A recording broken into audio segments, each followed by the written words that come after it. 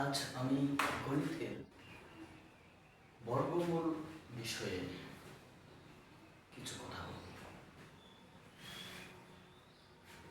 বর্গমূল যেমন 5 এর বর্গমূল, স্কয়ার রুট অফ 5, এর রুট 5 নয়, স্কয়ার রুট অফ 5, তার বাংলা অর্থ হলো 5 এর বর্গমূল।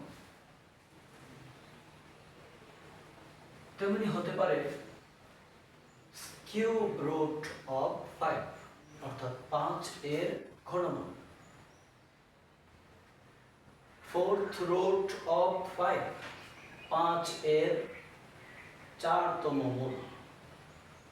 হতে পারে 10তম মূল, 20তম মূল, 50তম মূল।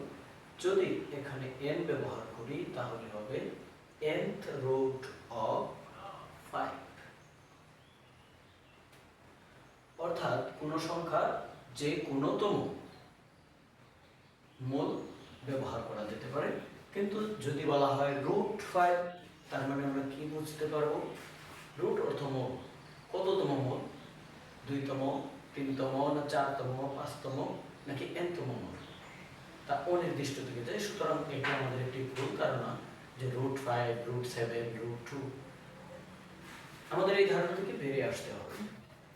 মূলত স্কয়ার রুট অফ 5, যদি কোনো মূল রেডিক্যাল চিহ্নের উপর উল্লেখ না থাকে তাহলে আমরা বুঝবো 2তম মূল, অর্থাৎ 2তম মূল হলে কিছু লেখা হয় না।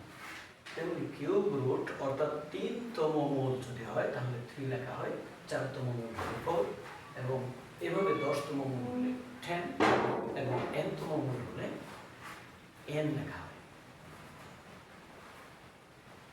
আর এভাবে আমরা প্রত্যেকটা বিষয়ের সুস্পষ্ট ধারণা নেব, অন্ধভাবে কারো কাছ থেকে শুনে কোনো কিছু শেখার চেষ্টা করব না। ধন্যবাদ। Study hub Ryan channel.